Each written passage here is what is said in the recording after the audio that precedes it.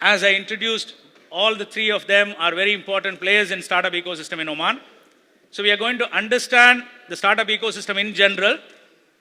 அப்புறம் ஒமான்ல start ecosystem பற்றியும் புரிஞ்சிக்க ட்ரை பண்ணுறோம். ஒரு 22 minutesல இதுதான் task. So let me straight away without further, let me straight away go into my discussion. The last 2 days, just to set the context, the last 2 days, that is yesterday and today, we listened to a lot of important players in Oman about what is happening in Oman. What are the opportunities in Oman? So right from we heard yesterday His Excellency Salim Al-Ofi, the Minister for Energy and Mines, and Engineer Saleh Al-Shanfari, Engineer Jaber Mubarak Al-Ghafri, Dr. Abir Kalbani, Engineer Reda. All of them, they opened different discussions. For example, yesterday His Excellency, the Minister was talking about storage, energy storage is one of the major problems in Oman. And then today we had food security. So these are some of the things which our members are aware of. Now let us start from a 5,000 feet view about startup ecosystem before coming into Oman. Now why for the last 30-40 years suddenly there is a big talk about startup ecosystem from the country's point of view they are building, right? And for professionals and entrepreneurs like us, right? What are the opportunities and how we need to understand this from the global perspective, then you can come down to Oman perspective, starting with Mr. Mohammed. Hello everyone. First, thank you, Dr. Kabali. It's a pleasure to be here.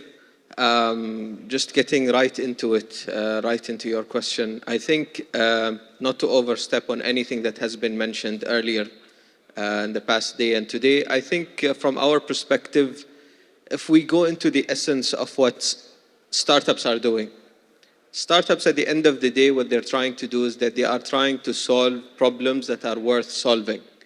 And this is why most ecosystems or governments, if I may, are looking into investing more and more into startup ecosystems because there are more challenges that are coming up. And what startups are trying to do is they're trying to solve these challenges, one startup at a time. And I think it's very vital, it's very important for us to have a very thriving ecosystem because it allows for more solutions to be deployed in the market. It allows for more capital to be reallocated in other industries or in diverse industries as well, industries that we haven't even thought of. So it's very important, and at this point, I just leave it at there. Thank you. Would you like to add, Mr. Movia or Dr. Raju? Yeah, thank you. Good afternoon, everyone. I think the question, if I will approach it from a different perspective, is technology has enabled everybody to be a startup. Things that only big companies were able to do 15, 20 years ago, a single person in his desktop can create a new algorithm that can change the world. Internet connection, everybody is with a mobile, and the governments are finally looking at the fact that every single person is an ecosystem on his own, with the technology that he has, with the people he's connected with in social media, with the resources that are available, and being able to communicate, and Oman is trying to do that. Fantastic. I think so, and like everybody else, and Oman welcomes its friends from. Thank you everybody for having us over here. I think I'll just compliment what both Mohammed and Moavia said. I think it's not one aspect that has led to this ecosystem growth, right? I think it's a accumulation of multiple aspects. Number one is, of course, technology. Technology is now much cheaper. Large corporations can also innovate, but it takes a longer time for them to innovate. Startups are nimble, they're agile, they can make this faster. And don't forget, even up till the 90s, we looked at society as one large community. Today, there are sub-communities and sub-communities who have very unique problems that need to be solved. And that's where the startups really come in. So, great. Thank you. So, just ஒரே ஒரு point எடுக்கு இந்த message 3 பேர் சொன்னல ஒரே ஒரு message எடுக்கணும்னா நம்ம SMEs, professionals, we are working for traditional companies. The startups எங்க டிஃபர் ஆகுதுன்னா the problems are different, today's problems, which can be solved at scale, right, using technology. And the scale தான் very important. நேற்று கூட நம்ம இந்த இதை பற்றி பேசணும் இல்லையா, ஃபுட் டெலிவரி கம்பெனிஸை பற்றி பேசணும். எங்கே டிஃபர் ஆகுதுன்னா, they solve the problem at scale. So that is where I think the startup becomes important. But our startup ecosystem பத்தி பேசும்போது global பேசும்போது we talk about Silicon Valley, right? But now every country wants to have its own Silicon Valley in that sense, because we have our own problems. For example, energy storage is a problem which His Excellency the Minister has highlighted. If you can solve it by scale, that's a great opportunity, $1 billion opportunity. So that is how we need to look into it. Now coming to Oman. Now they are all here from different parts of the world. Just to introduce themselves, right from US, Europe, and all parts of the world, particularly from Gulf. Every Gulf country is represented. We have professionals, we have entrepreneurs. Now they are closely looking at Oman and how to be part of this ecosystem. Now for such professionals and entrepreneurs, what Oman is going to offer? So we'd like to start from maybe Dr. Ajju. Yeah, thanks. It's a very interesting question. There are two of my very esteemed Omani colleagues, but the first question on Oman comes to me. But yeah, I think, so let me put this into perspective. Oman always had social capital, geographical capital, and political capital. That's unparalleled. We're probably one of the best in this region. We now have moved into making that into economic capital and technological capital, right? So if you combine the power of the three capitals that I spoke earlier and about these two, I think Oman becomes a unique place where both talent, money, and the ability to expand is there. And that's why Oman's ecosystem is really thriving. There's always a question about, couldn't we have done this earlier? Couldn't we have done this bigger, better? That's always a retrospective question. But I think the question is, what are we doing now? And how do we seize the moment now? And right now, we have political will, which is coming in from public support. We have the private sector joining us. And I can tell you, truly speaking, there are young boys and girls sitting in the garage and innovating. And that's the most inspiring thing right now. Great, thank you. Again, it's difficult to go after Dr. Aiju.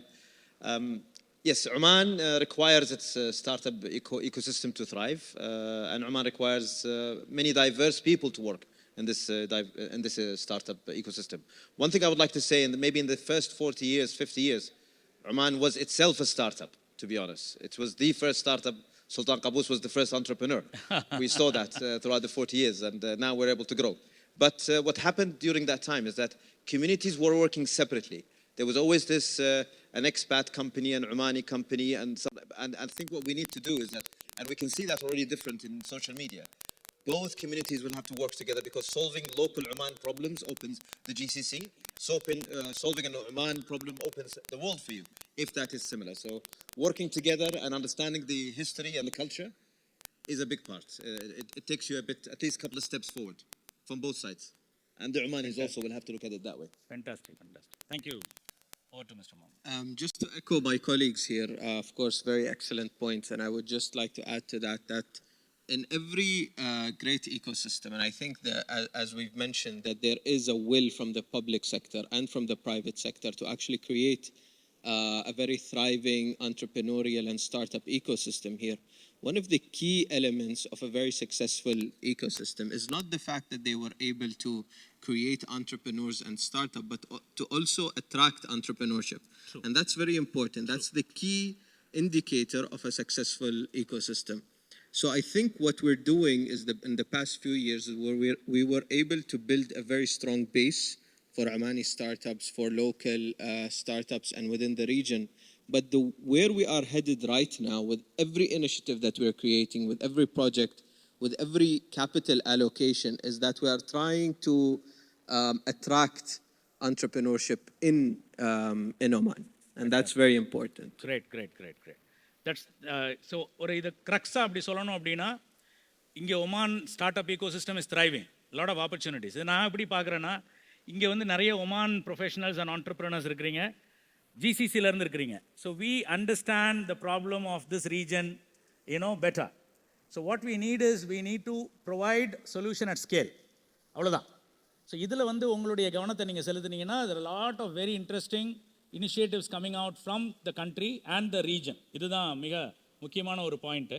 இப்போ let us talk about the investment opportunities either coming in or support. For example, I think Dr. Ajju, you are involved in a crowdfunding platform, right? Called Vadia. So can we just throw some light on, suppose if somebody comes with an idea, right? How they should approach the startup ecosystem. For example, as an individual, they can come and start something, or they can partner with an Omani, entrepreneur.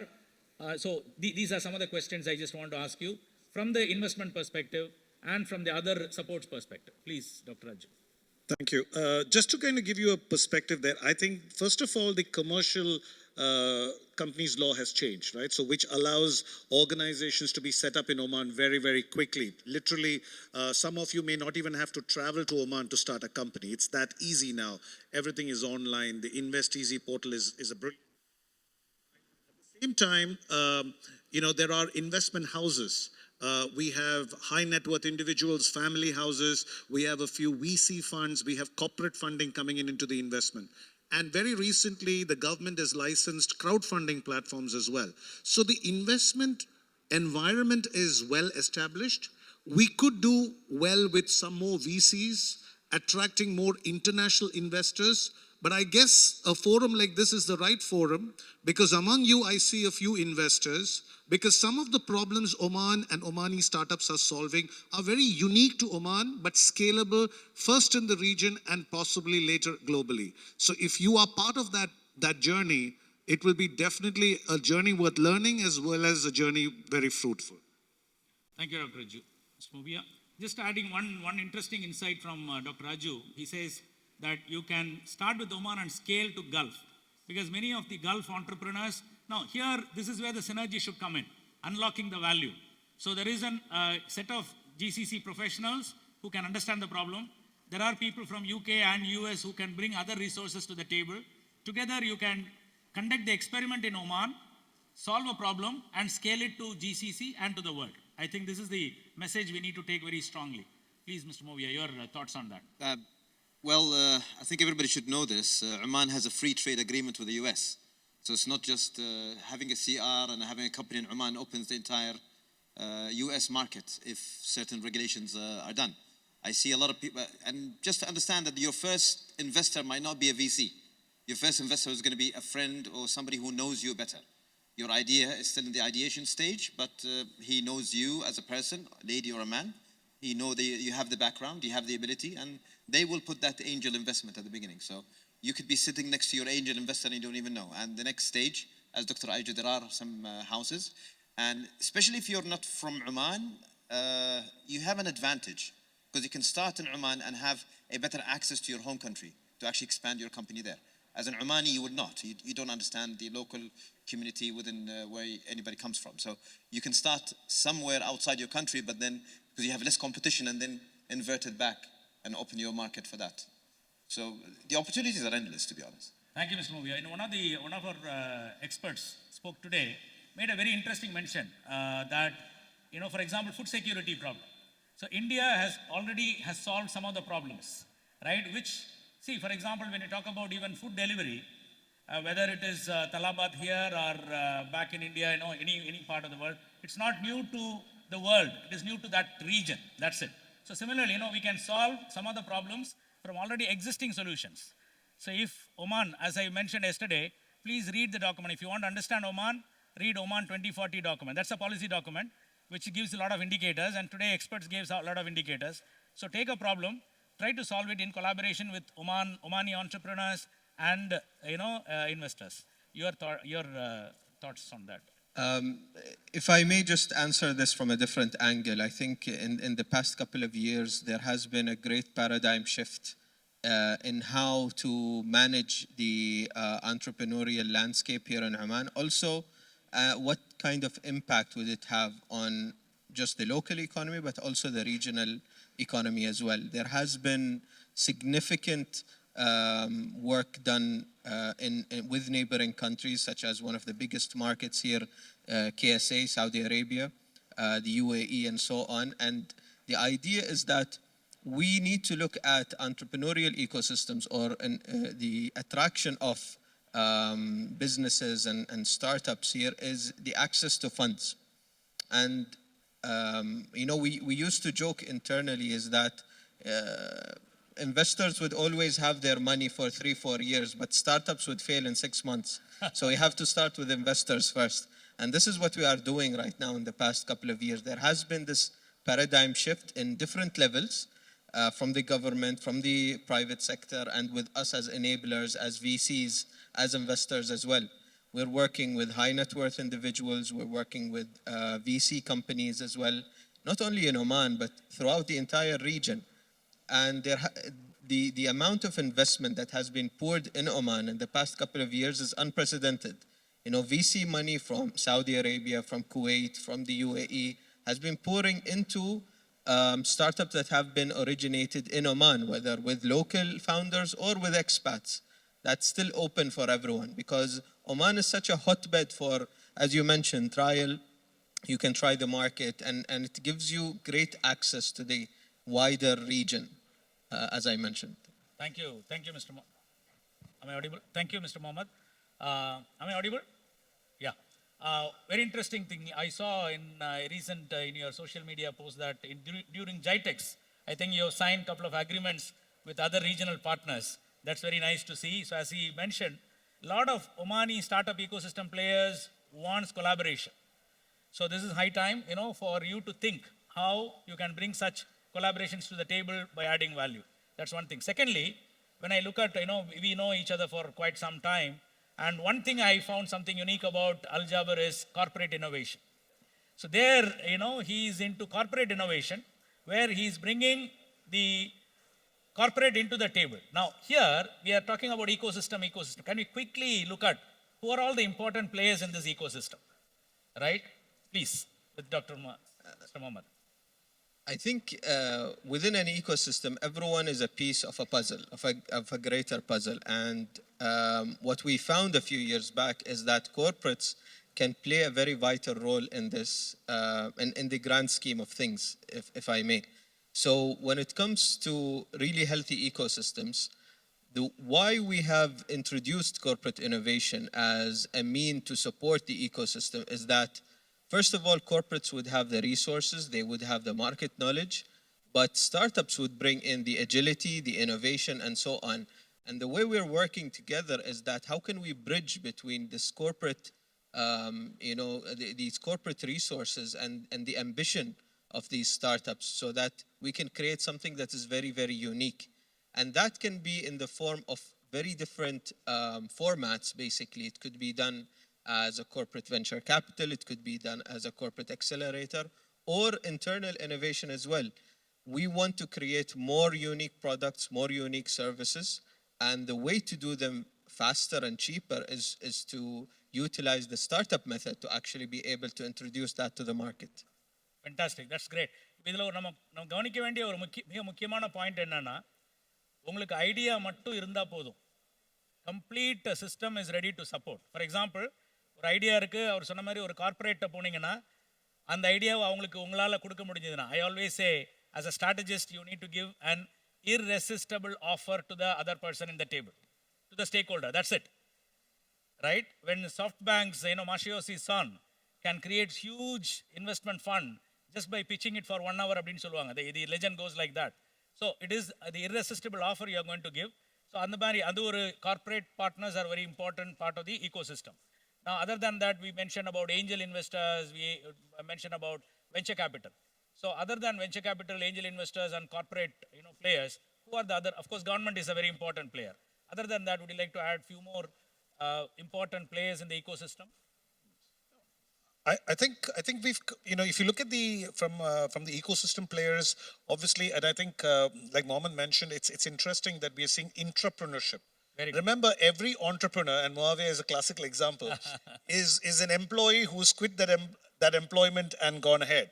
So we don't have to have people quit, right? And if you have that innovation within the corporate, I think you can have great ideas coming in from there as well. You see, I think we've mentioned all the key players. If there is something that we can gel it together, I think, unfortunately, even today, while things have improved, there's a little bit of siloed treatment to this entire problem.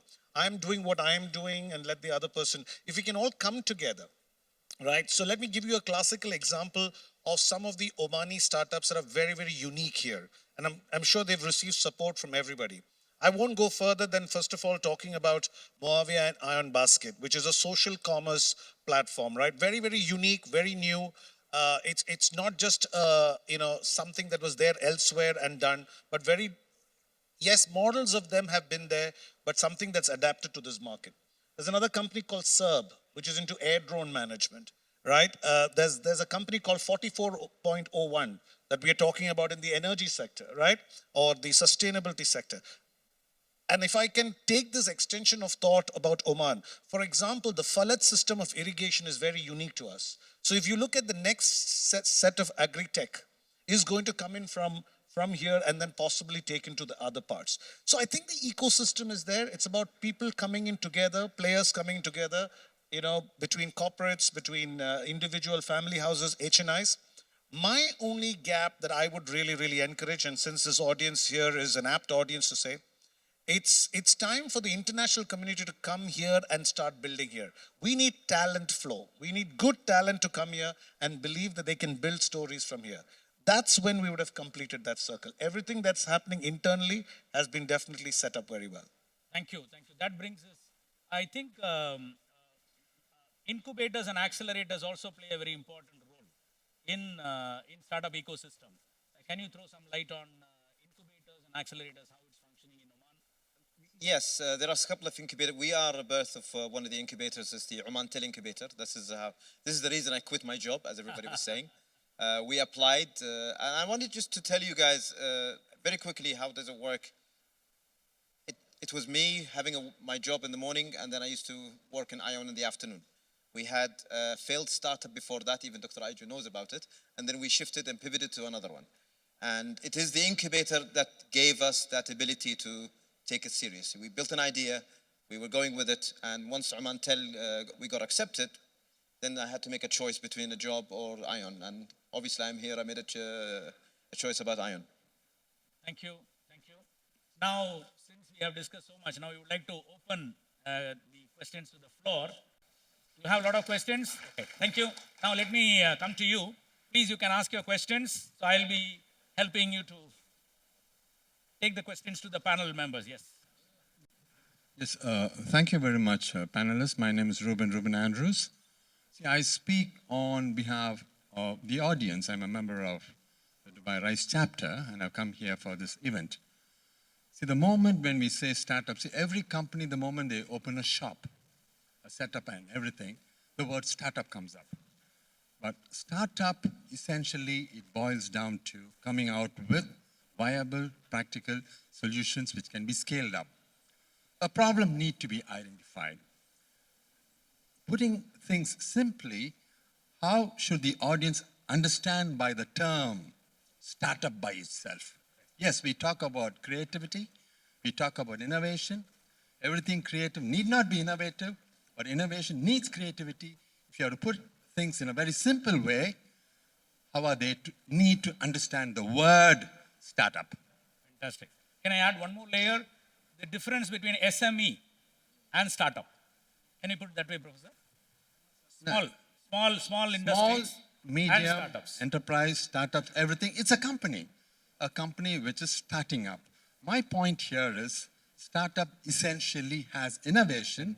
It comes about with a solution, a well-identified problem. It comes out with a solution for all, and it needs to be efficient. It needs to make things better as they were doing it earlier in processes terms. So if you could just give us a few thoughts on this, what a startup should be, how are we to use the word startup by itself?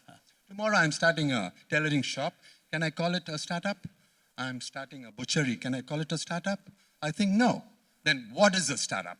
Actually, an excellent question, and we get it so much from different, whether from founders, from government officials, mostly from government officials, and to us, the definition of a startup is a company with high growth potential, put simply. So any company with a very high growth potential is usually a startup.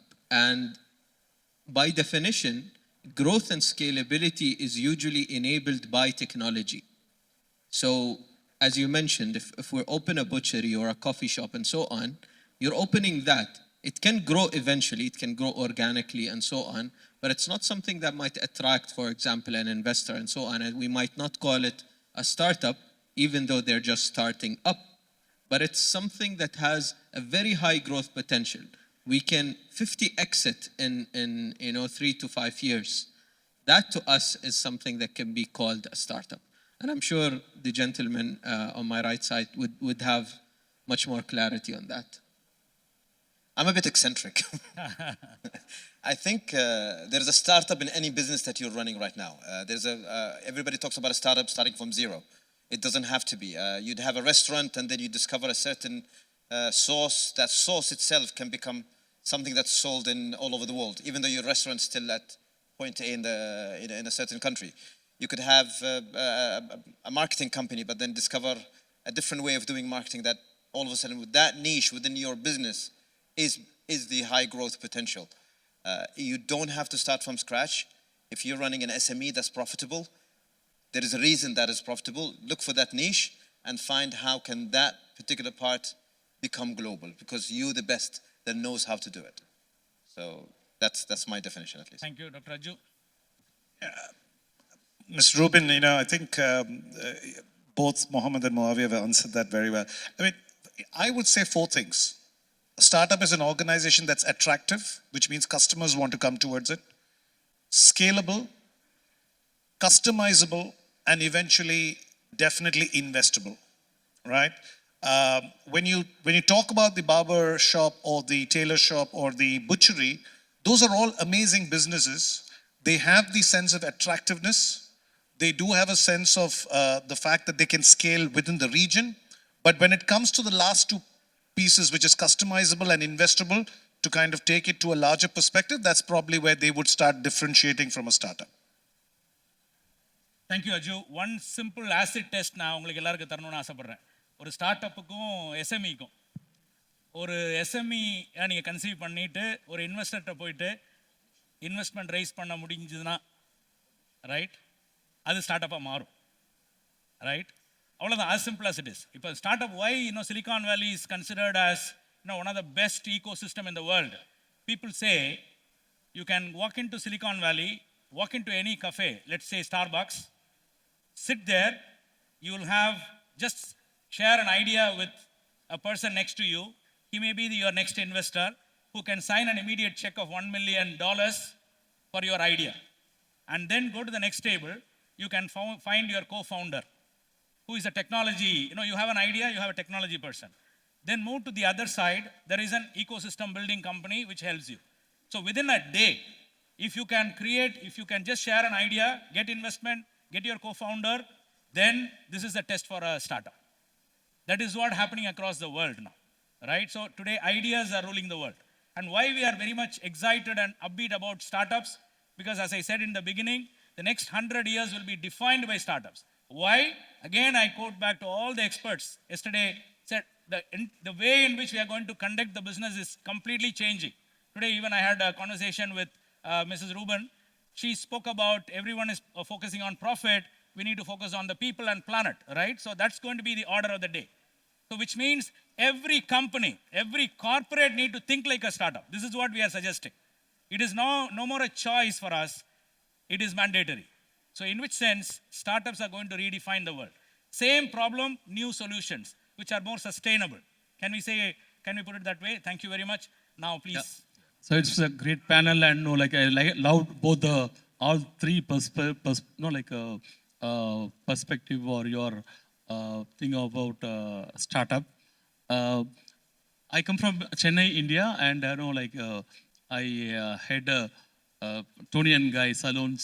So I loved the barbershop point you touched. So how was the opportunity here for retail and some selling? Okay, thank you for your. If I may, you have an amazing beard, so great job. I think retail and brick and mortar businesses here in general are, even post-COVID, there was some sort of a refresh during COVID that happened. It somewhat filtered through some of the businesses. But as Dr. Kabali mentioned, as long as we are focusing on what the people want, you know, and understanding where they come from, how can we be empathetic towards their needs? I think most businesses are starting post-COVID here to thrive. Retail businesses are thriving again. Brick and mortar in general is thriving. So not every business is tech or tech enabled or high tech or AI or something like that, but it's actually it's the empathetic businesses that are actually doing very well. It's the businesses that understand the needs of the customers, the needs of their people, understand their niche. You know, one of our values, we have 3 values in our company, and none of them is creativity or innovation or anything like that. The first value is empathy. The second value is courage, and then community. These are the values that we live by. We are creating something that actually can benefit the people at the end of the day. And this is why we're moving forward. We're creating so much impact, and we're focusing on impact more than we are focusing on profits. Thank you, Mr. Mohammed. Wonderful. Of course, we would like to go on, but time is the essence of life. So thank you, Mr. Mohammed, Mr. Movia, Dr. Raju, for this wonderful, sharing of your experience about startup ecosystem in Oman and to the world. Thank you. Thank you very much. Thank you, You sir. have been a wonderful audience. Thank you, everyone.